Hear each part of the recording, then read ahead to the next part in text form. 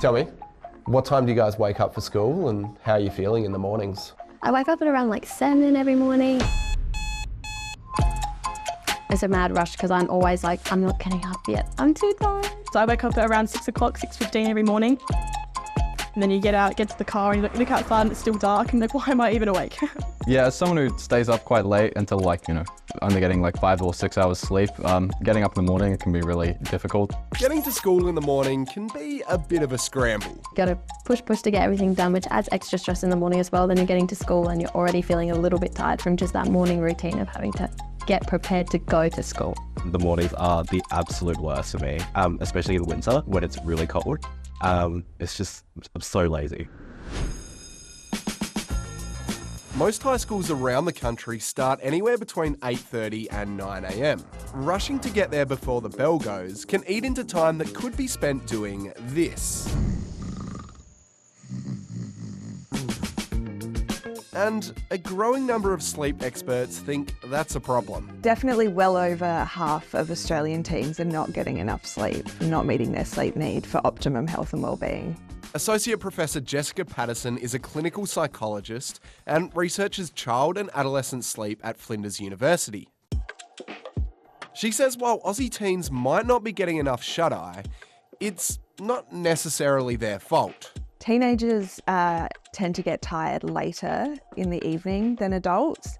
It also takes them longer to build up sleep pressure. So they're less likely to feel tired, and when they do, it's much more likely to be either late in the evening or going into the early hours of the morning. I don't actually feel ready to actually fall asleep until maybe 11:30, which is why I have to go to sleep later. For me, it's probably not until maybe like 12 or 2, depending on the day. When it actually comes to bedtime, I feel strangely more motivated to do work. So then I feel like, yeah, you have a plan to go to sleep at 9:30, but it gets pushed back to 10:30 because you've got an hour where you're really motivated to actually do something.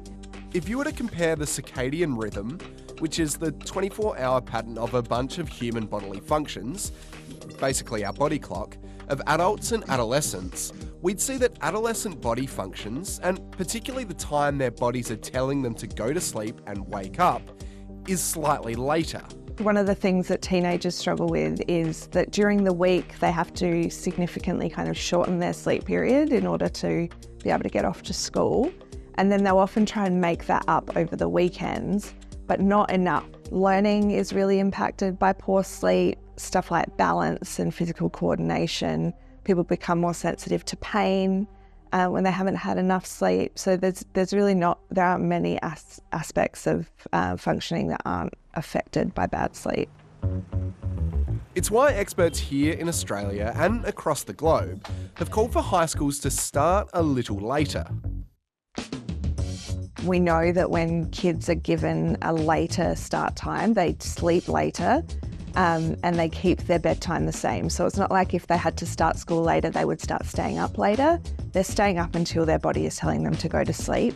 Lots and lots of studies have found that starting school later also helps mood, mental and physical health, and overall academic performance. I feel like I have so much more energy, and I feel like when we start school, I'm ready to learn, and it's easy to focus and to concentrate. So Basically, every friend I talk to that has to start like earlier than 8, about 8 or earlier than that, they're completely smashed and they're really jealous. Mike and Ida Marie go to school in Copenhagen, Denmark. Most schools around them start at 8 a.m. or earlier, but a couple of years ago, their school decided to push their start time back an hour, while keeping the end of the day the same. Which means the day actually gets a little shorter, but through what they've seen of results from our grades, it's actually getting better. Like we've been getting a lot more progress, better grades. We're more social. We want to talk to each other instead of being on our phones in the morning, and I think that's really good. The school has seen improvement in both the students' well-being and their academic results, and say they're going to keep the later start time. People have been feeling better.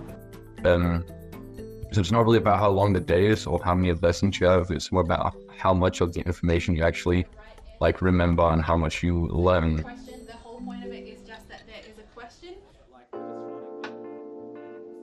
Here at Adelaide High School, start times move from 8:30am for years 7 to 10 to 9:20am for year 11 and 12. I think it's really nice to have that breathing room and that buffer of just that 50 minutes where you can come to school if you want and do some schoolwork, but then you're not really obliged to unless you need it, which is really helpful. Well, whilst I do agree that the 9:20 start time is better than 8:30, for example, I don't think any later would be beneficial because lots of my friends and me as well have either work after school, extracurricular activities after school, and I just don't think there'll be enough time, even now with a 3:40 finish. It can get a bit dark in winter, so it's a bit dangerous getting home for some people if they live far away. While some schools across Australia already start later, where others have landed is providing students a bit more flexibility around their school hours. And these students say having the freedom to learn at a time that suits them is going to work best in the long run.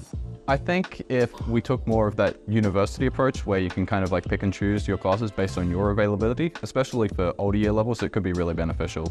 Like, I'm a morning person, some people are a late night person. I think you just can't have one set, like one size fits all timetable. Especially with like work and all those kind of things, it can really impact like your schedule and then how you're getting to work. If you're going to work stressed, it might not make for such a great shift, and then you've got the pressure of doing homework. So I feel like being able to choose your study lines would be like super beneficial.